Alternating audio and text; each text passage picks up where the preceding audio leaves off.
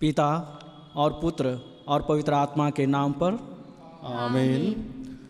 ख्रिस्त में प्यारे भाइयों एवं बहनों, आज हम सब भाई बहन मिलकर इस पवित्र गिरजाघर में उपस्थित हुए हैं प्रभु की स्तुति आराधना करने के लिए। और इस आराधना का शुरुआत मैं एक छोटी सी घटना के द्वारा करना चाहता हूँ। एक बार की बात है, एक छोटा सा नन्हा सा बालक अपने पिता के साथ एक बागान में घूम रहा था। जैसे वो दोनों पिता और बालक गार्डन में बगीचा में घूम रहे थे, उसी समय एक जहाज ऊपर से उड़ता हुआ नजर आया और नन्हा सा बालक को कुछ पता नहीं था क्या चीज़ का आवाज़ आ रहा है। और जैसे ही अपना सिर ऊपर किया तो देखा कुछ ऐसा विचित्र चीज़ जो है उड़ते हुए जा रहा है।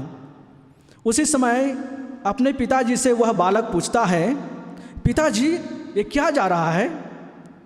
और उसका पिताजी कहता है, यह जहाज है बेटा। बालक पूछता है, इसमें क्या होता है?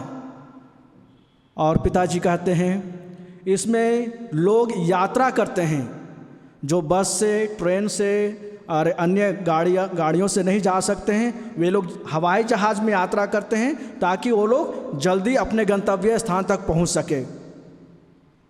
बालक को बहुत आश्चर्य हुआ और वह फिर पूछा कि वो जहाज़ तो इतना ऊपर है, तो आदमी लोग उसमें कैसे सवार होते हैं? और पिताजी कहते हैं, बेटा, लोगों को हवाई जहाज़ में यात्रा करने के लिए लोगों को सीढ़ी के माध्यम से हवाई जहाज़ तक नहीं पहुंचना है, लेकिन उसमें जो पायलट है वह स्वयं उस जहाज़ को नीचे लाते हैं और लोग उसमें प्रवेश करते हैं और तब यह उड़ान भरती है। प्रिय भाइयों एवं बहनों, इसी तरह की बात कुछ है हमारे मुक्ति कार्य का योजना। जब पिता परमेश्वर को यह लगा कि दुनिया में काफ़ी पाप बढ़ चुका है, तो वह नम्र और विनीत हो गए। लोगों को बचाने के लिए प्रभु यीशु ख्रिस्त को, अपने इकलौते पुत्र को इस दुनिया में भेजे। स्वयं प्रभु यीशु ख्रिस्त हम लोगों को बचाने के लिए अपने पिता के पास से नीचे उतरे, इस धरती पर आए और हम सबों को मुक्ति दिलाए। और इस मुक्ति कार्य को पूरा करने में माता मरियम का बहुत ही बड़ा योगदान रहा। माता मरियम जो स्वयं नम्र और विनीत थी, वह प्रभु यीशु ख्रिस्त को अपने गर्भ में धारण करने को तैयार हो गई और इस तरह से प्रभु यीशु ख्रिस्त को पिता परमेश्वर के पास से इस दुनिया में लाई। और वही माँ मरियम जो प्रभु यीशु ख्रिस्त को इस दुनिया में लाई हमारे मुक्ति हेतु, उन्हीं का जन्मोत्सव हम लोग मनाने की तैयारी में हैं। और आज हम लोग यहाँ पर पवित्र यूखरिस्त की आराधना के लिए उपस्थित हुए हैं। इसलिए प्रिय भाइयों एवं बहनों, आइए हम अपने मुक्तिदाता की आराधना स्तुति अच्छी तरह से करें इस आराधना के दौरान, ताकि प्रभु यीशु ख्रिस्त का, माता मरियम का, पिता परमेश्वर का, पवित्र आत्मा का आशीर्वाद हम सबों पर हमेशा बना रहे। इस आराधना का शुरुआत हम लोग एक भजन के माध्यम से करते हैं।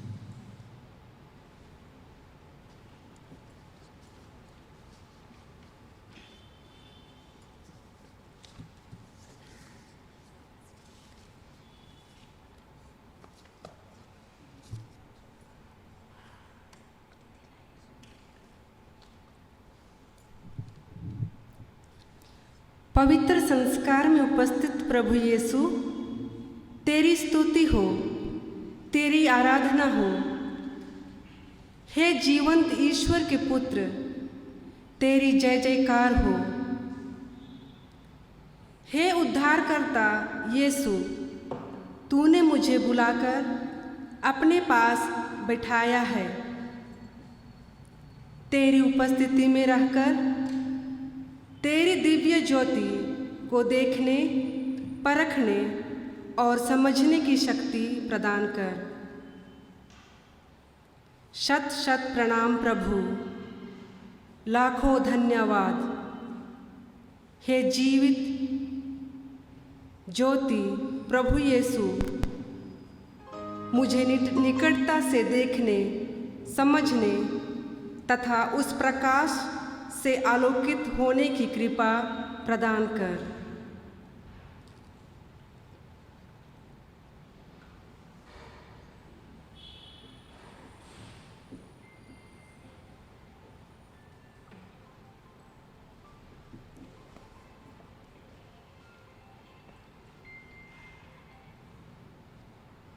हे अति मधुर यीशु, हम अपने शरीर के अंग अंग को जो कष्ट, पीड़ा एवं रोगी से ग्रसित है, तेरे पवित्र हृदय में अर्पित करते हैं। हम अपने हृदय के हर डर, भय और घबराहट और अशांति को भी तुझे सौंपते हैं।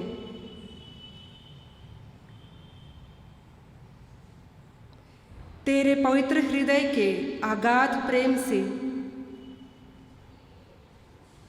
हमें स्पर्श कर दे।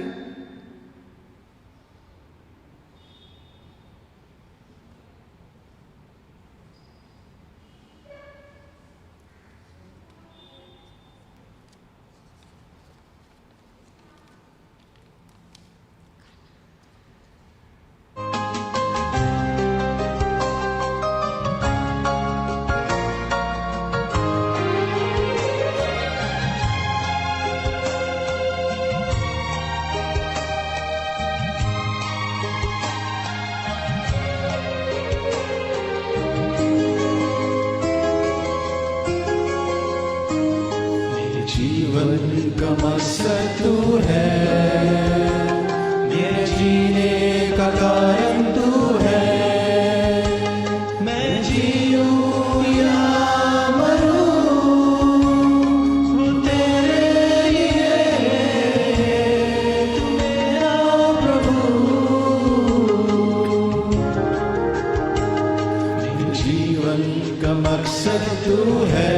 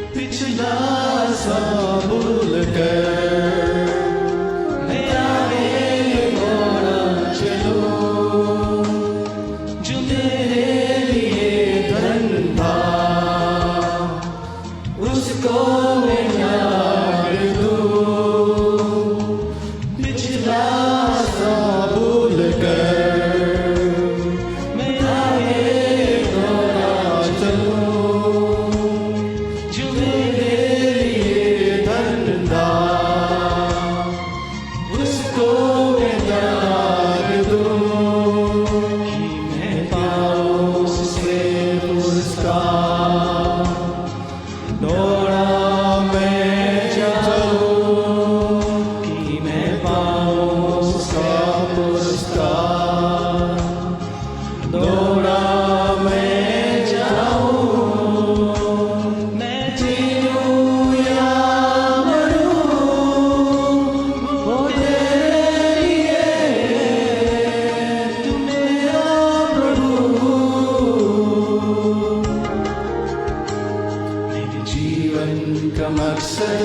है, मेरे जीने का कारण तू है।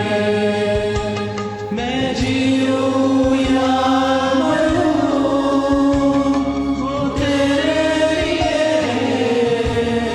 तू मेरा प्रभु। मेरे जीवन का मकसद तू है, मेरे जीने का कारण तू है। मैं जीऊं या मरूं, वो तेरे लिए तू मेरा प्रभु।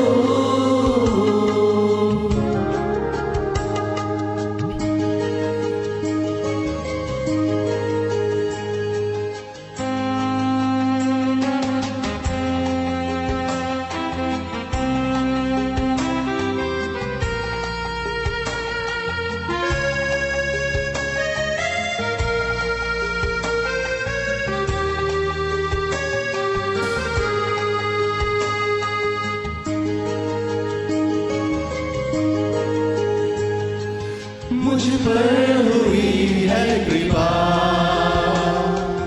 देखा न जाने तू, जिसने मुझे है चुना,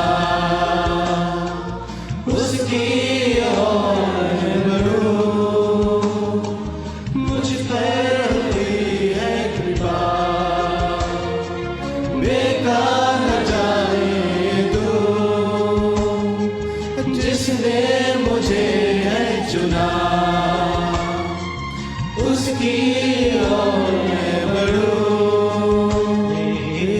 तेरी सलीब पर खींचा मैं जाऊं, देखूं तेरी सलीब पर खींचा मैं जाऊं। मैं जीऊं या मरूं, वो तेरे लिए तू मेरा प्रभु। मेरे जीवन का मकसद तू है, मेरे जीने का कारण तू है। मैं जीऊं या मरूं, वो तेरे लिए तू मेरा प्रभु। मेरे जीवन का मकसद तू है, मेरे जीने का कारण तू है। मैं जीऊं या मरूं, वो तेरे लिए तू मेरा प्रभु। तू मेरा प्रभु, तू मेरा प्रभु।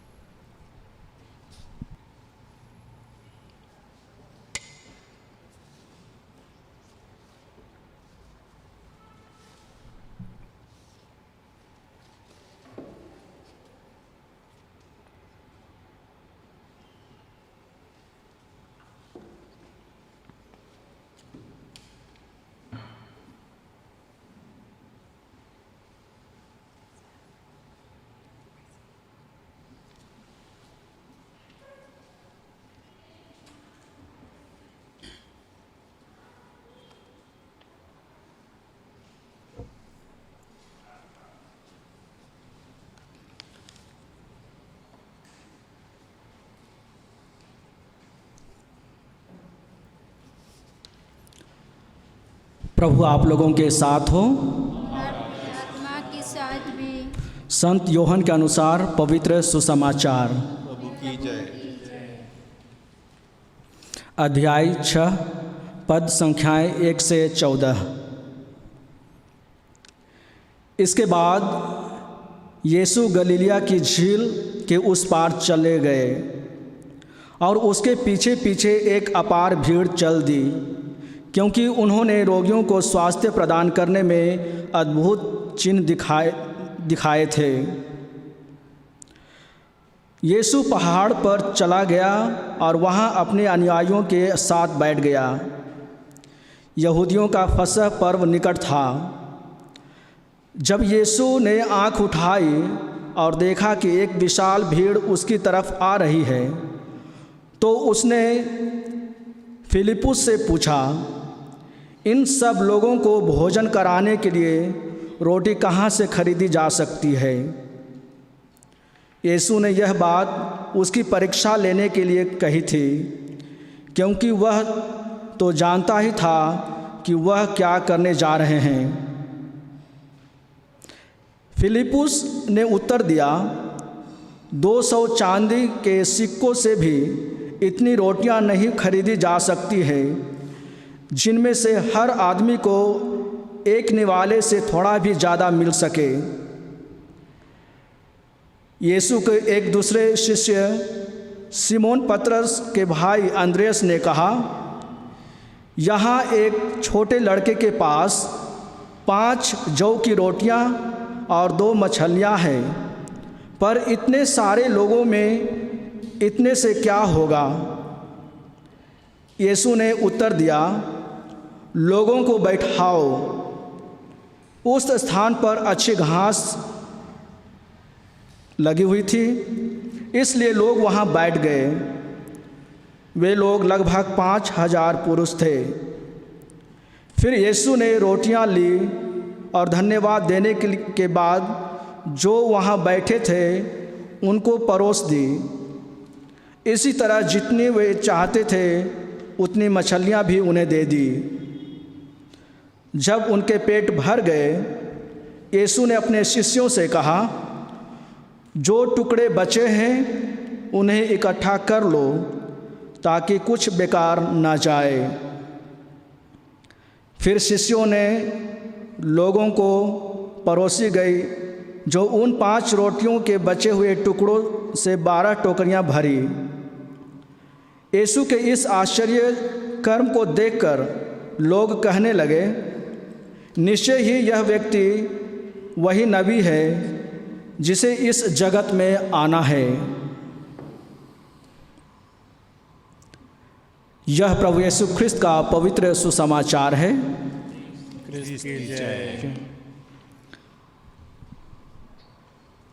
ख्रिस्त में प्यारे भाइयों एवं बहनों,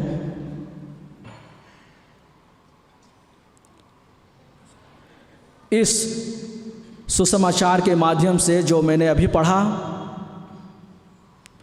यह पता चलता है कि हमारे प्रभु यीशु ख्रिस्त एक बहुत ही अच्छे प्रबंधक हैं। हमारे पिता परमेश्वर हम सबों के लिए सारी चीज़ों को उपलब्ध करते हैं, हमारी ज़रूरतों को पूरा करते हैं। वह एक अच्छे प्रबंधक है। और इसका एक प्रमाण मैं उत्पत्ति ग्रंथ से देना चाहता हूँ, जो कि उत्पत्ति ग्रंथ के 22वें अध्याय पद संख्या 8 में यह कहा गया है, ईश्वर मेमना का प्रबंध करता है। जब इब्राहिम को पिता परमेश्वर कहते हैं, तुम मोरिया पहाड़ जाओ, अपने इकलौते पुत्र इसहाक को लेकर और उसकी बलि चढ़ा दो। इब्राहिम जो विश्वासियों के पिता ठहरे, वे बिना हिचके अपने पुत्र इसहाक को मोरिया पहाड़ की ओर ले चलते हैं। और जैसे ही वह पिता अपने पुत्र को बलि चढ़ाने के लिए तलवार निकाला, पिता परमेश्वर उनको रोक दिया। और हम देखते हैं कि एक मेमना झाड़ी में फंसा हुआ था और पिता परमेश्वर के द्वारा उनको यह आदेश मिला, तुम परीक्षा में पास हो गए हो, अपने पुत्र पर प्रहार मत करो, उधर एक मेमना है, उसका बलि चढ़ाओ। और उस पर्वत का नाम मोरिया, जिसे बोला गया है ईश्वर मोरिया पहाड़ पर प्रबंध करता है। प्रिय भाइयों एवं बहनों, हमारी ज़रूरतें क्या हो सकती है? जीने के लिए हवा चाहिए, पानी चाहिए, कपड़ा चाहिए, मकान चाहिए, गाड़ी चाहिए, शिक्षा, दिन में रोशनी चाहिए ताकि हम लोग प्रकाशित होकर अपने कामों को अच्छी तरह से करें। ये सारी चीज़ों का प्रबंध कौन करते हैं? हवा कहाँ से? किसने हवा को बनाया? पानी को किसने बनाया? ये सारे चीज़ों का प्रबंध हमारे पिता परमेश्वर प्रभु यीशु ख्रिस्त करते हैं। लेकिन हमारे दिन, प्रत्येक दिन के जीवन में जब हमारे छोटे छोटे ज़रूरतों को हम लोग यदि पूरा नहीं कर पाते हैं और ऐसा हम लोग को प्रतीत होता है कि हमको ये सारी चीज़ों की ज़रूरत है, पूरा नहीं हो रहा है, तो हम लोग सीधे ईश्वर को बदनाम करते हैं, ईश्वर की आलोचना करने लगते हैं। किस तरह से? यदि हम सुबह में अपने ड्यूटी पर जाना चाहते हैं, गैराज में जाते हैं और वहाँ से कार निकालना चाहते हैं, जैसे ही कार में चाबी डालते हैं तो मालूम पड़ता है कि कार खराब हो चुका है। वैसे स्थिति में कोई भी धन्यवाद नहीं देता ईश्वर को। सीधे सीधे हम लोग ईश्वर को कहते हैं, ओ भगवान तूने क्या कर दिया। बच्चों को यदि एडमिशन कराना है स्कूल में, काफ़ी पैसों की ज़रूरत है।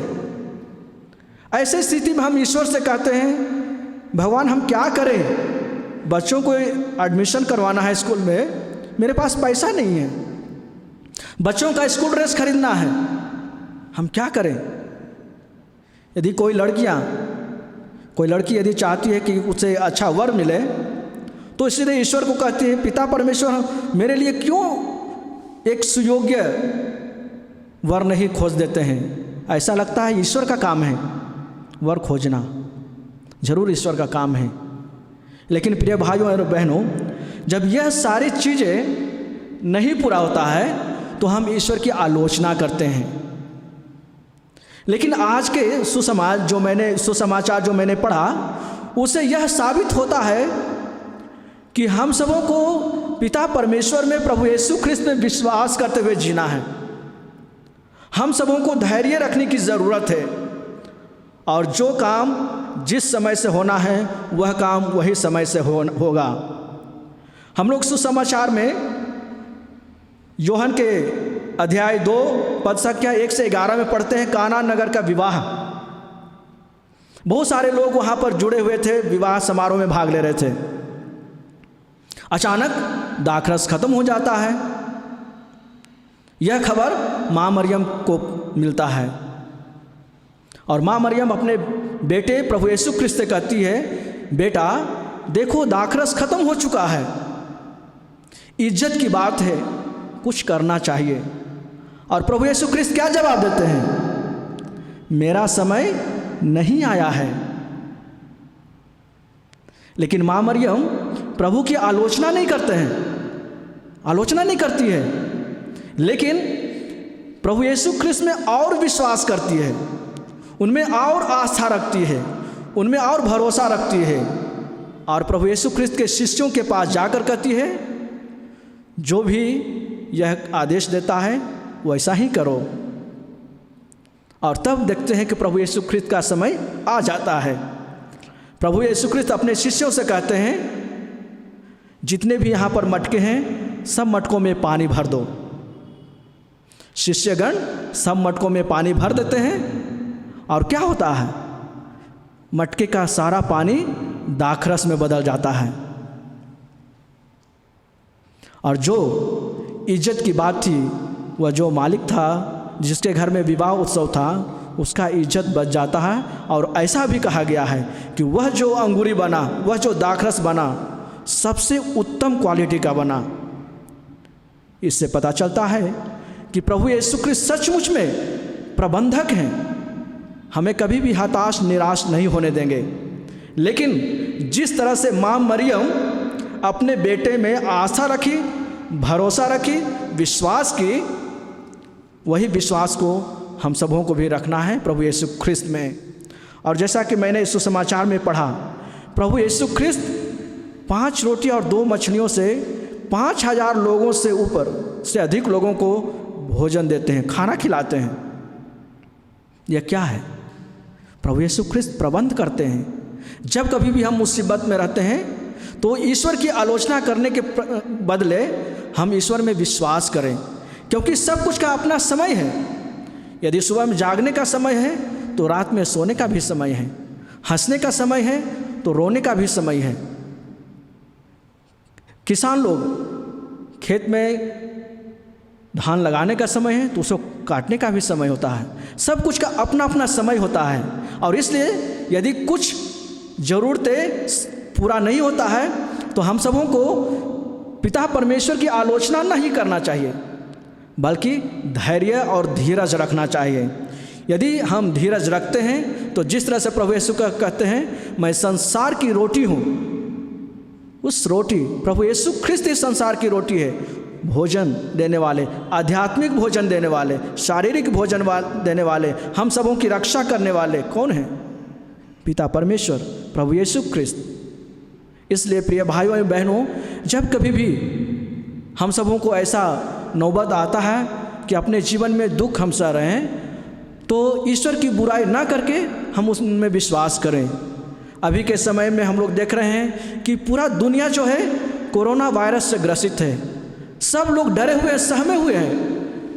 लोगों को मालूम नहीं चल रहा क्या करें क्या नहीं करें। ऐसे स्थिति में यदि हम लोग एक दूसरे को मारकाट करना शुरू करें तो अच्छा रिजल्ट नहीं होगा। शायद हम लोग के लिए परीक्षा का घड़ी है, और इसलिए जब प्रभु का समय आएगा, प्रभु एक दिन जरूर हम सबों को इस कोरोना वायरस से बचाएंगे। लेकिन हम लोगों को धैर्य और हिम्मत रखने की ज़रूरत है, प्रार्थना करने की ज़रूरत है, विश्वास करने की ज़रूरत है, प्रभु यीशु ख्रिस्त में आस्था रखने की ज़रूरत है। इसलिए आइए हम लोग एक साथ मिलकर प्रार्थना करें कि जब कभी भी हमारे जीवन में दुख संकट आए तो हम विचलित ना हों।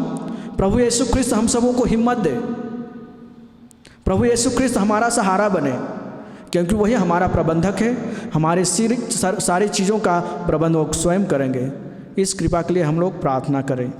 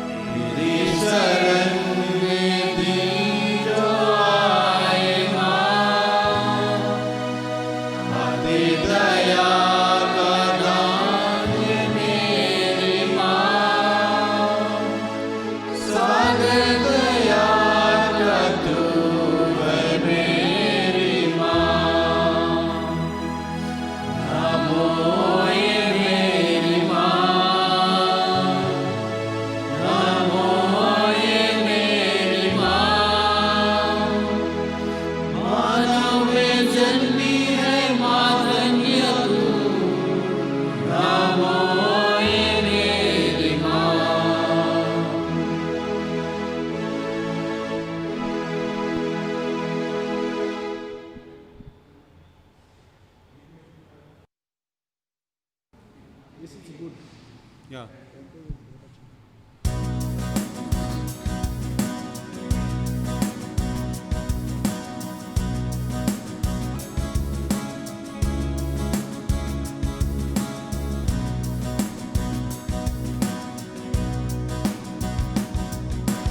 मरिया तुझे प्रणाम, तुझे प्रणाम, तुझे प्रणाम।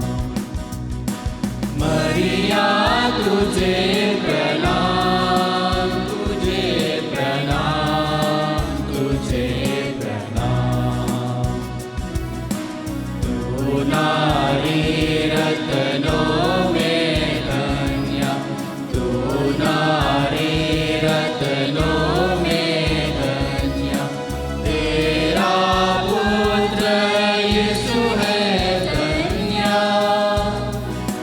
तेरा पुत्र यीशु है धन्य। तू है कृपा पूर्ण तुझ में ही, तू है कृपा पूर्ण तुझ में ही। प्रभु का सुंदर नाम, तुझे प्रणाम, तुझे प्रणाम। मरिया तुझे प्रणाम, तुझे प्रणाम, तुझे प्रणाम। मरिया माता परमेश्वर की, मरिया माता परमेश्वर की। विनती कर खातिर हम सबकी, विनती कर खातिर हम सबकी। आज उस सन जब हमले, आज उस सन जब हमले। जीवन से विश्राम, तुझे प्रणाम, तुझे प्रणाम। मरिया तुझे प्रणाम, तुझे प्रणाम, तुझे प्रणाम।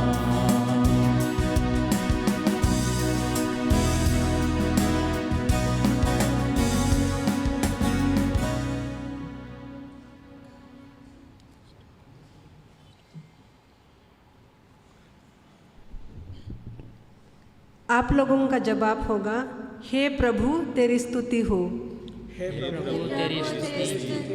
सब प्रकार की विपत्तियों के लिए,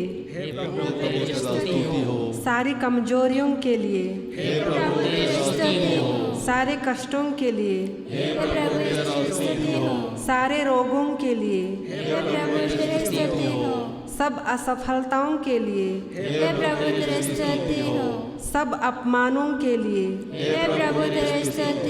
सब आर्थिक नुकसानों के लिए, परिवार के सदस्यों की कमजोरियों के लिए, बुराई को भलाई में परिणत करने के लिए, मृत्यु से पुनरुत्थान देने के लिए, पवित्र वचन द्वारा हमसे बोलने के लिए, पवित्र आत्मा के वरदानों के लिए, हमें ईश्वर की संतान बनाने के लिए, पवित्र आत्मा को भेजकर हमें अपना सेवक बनाने के लिए, अंधकार से ज्योति में लाने के लिए,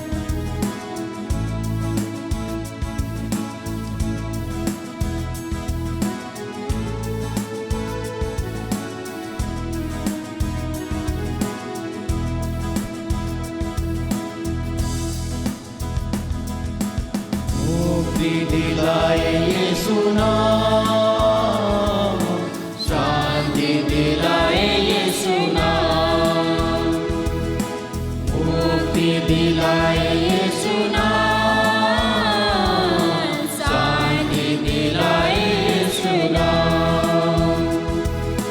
चरनी में तूने जन्म लिया यीशु, चरनी में तूने जन्म लिया यीशु, क्रूस पे हुआ कुर्बान, क्रूस पे हुआ कुर्बान, मुक्ति दिलाए यीशु नाम, शांति दिलाए यीशु नाम, मुक्ति दिलाए यीशु नाम, शांति दिलाए यीशु नाम। क्रूस पे अपना खून बहाया, क्रूस पे अपना खून बहाया, सारा चुकाया दाम, सारा चुकाया दाम, मुक्ति दिलाए यीशु नाम, शांति दिलाए यीशु नाम, मुक्ति दिलाए यीशु नाम, शांति दिलाए यीशु नाम। यीशु दया का गहरा सागर, यीशु दया का गहरा सागर, यीशु है दाता महान, यीशु है दाता महान, मुक्ति दिलाए यीशु नाम, शांति दिलाए यीशु नाम, मुक्ति दिलाए यीशु नाम, शांति दिलाए यीशु नाम। हम सबके पापों को मिटाने, हम सबके पापों को मिटाने, यीशु हुआ बलिदान, यीशु हुआ बलिदान, मुक्ति दिलाए यीशु नाम, शांति दिलाए यीशु नाम, मुक्ति दिलाए यीशु नाम, शांति दिलाए यीशु नाम।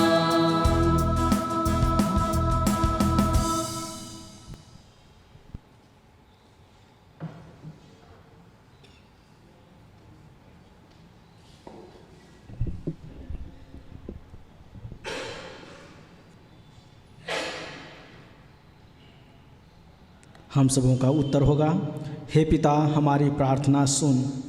हे पिता हमारी प्रार्थना सुन। सभी दीन दुखियों को यीशु के दुख भोग के द्वारा सांत्वना मिलने के लिए हम निवेदन करें। हे पिता हमारी प्रार्थना सुन। सभी रोगियों को यीशु के घावों द्वारा चंगाई मिलने के लिए निवेदन करें। हे पिता हमारी प्रार्थना सुन। जो निराश है, आत्महत्या करना चाहते हैं, उन्हें यीशु के दुख भोग द्वारा सांत्वना और नया जीवन मिलने के लिए निवेदन करें। हे पिता हमारी प्रार्थना सुन। सभी बेरोजगार लोगों को रोजगार मिलने के लिए निवेदन करें। हे पिता हमारी प्रार्थना सुन। सभी भूखे और प्यासे लोगों को रोजी रोटी मिलने के लिए हम निवेदन करें। हे पिता हमारी प्रार्थना सुन। सभी बेघरों को घर एवं आश्रय मिलने के लिए हम निवेदन करें।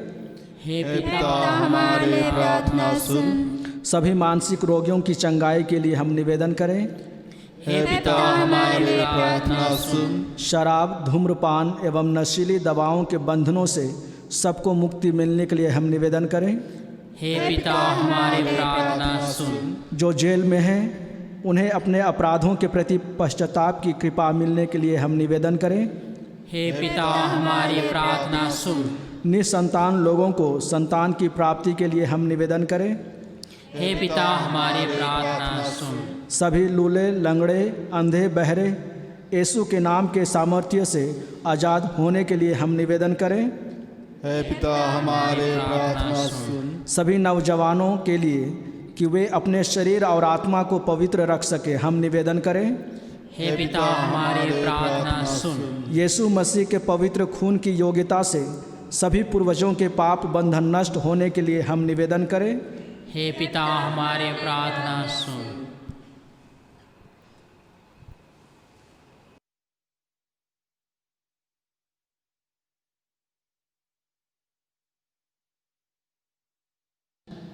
हमारे सभी प्रार्थनाओं को जो हमारे दिल में है,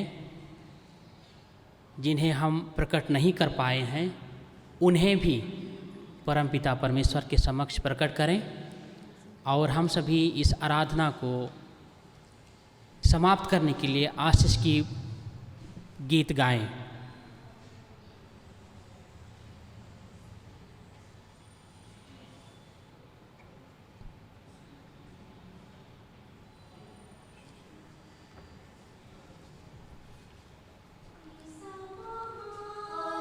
संसार को दंडवत द्वार को इस महान संस्कार को बिनती उतारे लो।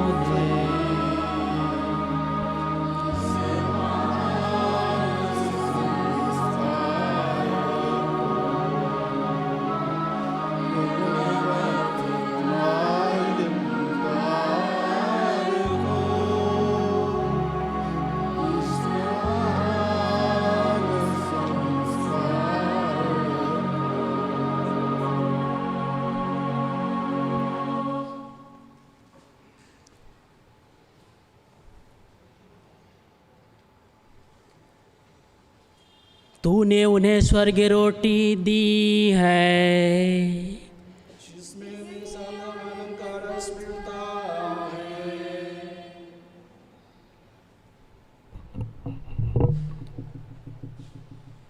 हम प्रार्थना करें। हे परमपिता परमेश्वर, तूने इस अद्भुत संस्कार द्वारा हमें अपने दुख भोग का स्मारक दिया है। हमें अपने शरीर की रक्त के पवित्र भेद का इस प्रकार आदर करने की कृपा दे कि हम मुक्ति के फल नित्य अनुभव करें। तू जो युगानुयुग जीता और राज्य करता है। आमीन।